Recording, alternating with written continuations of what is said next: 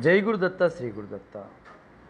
పత్రికా సంపాదకుడిగా తన జీవితాన్ని ప్రారంభించి ఆంధ్రుల చరిత్ర రచనకు జీవితాన్ని అంకితం చేసిన మహానుభావుడు చిలుకూరి వీరభద్రరావు గారు.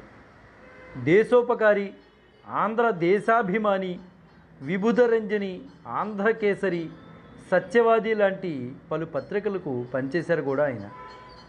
1909, 1912 మధ్యకాలంలో చెన్నైలో నివాసం ఉండి 5 సంపుటాల ఆంధ్రుల చరిత్రను రచించారు ఆయన. ఆంధ్ర మహాసభ ఆయనకు చరిత్ర చతురానన అనే బిరుదముతో గౌరవించింది. సహజంగా ఒక పని చేసినప్పుడు విమర్శలు వస్తూనే ఉంటాయి. అయితే చిలుకూరి వీరభద్రరావు గారి విషయంలో కూడా విమర్శలు ఎక్కువే వచ్చాయి. ఆయన వ్రాసిన ఆంధ్రుల చరిత్ర పరిశోధనా చరిత్ర రచన కావడంతో మరిన్ని ఎక్కువ విమర్శలకు గురైంది.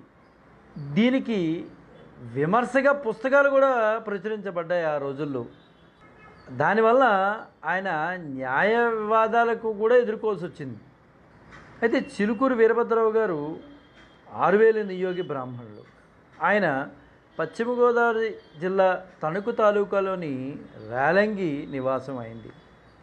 ఈయన సరిగ్గా ఇదే రోజు 1872 సంవత్సరం అక్టోబర్ 17న ఒక పేద బ్రాహ్మణ కుటుంబంలో జన్మించారు. మన ఆంధ్రుల చరిత్రను గురించి ఈ రోజుకు కూడా గ్రంథాలు ఉన్నాయి అంటే చిలుకూరి వీరభద్రరావు గారి పుణ్యమే అని చెప్పుకోవాలి.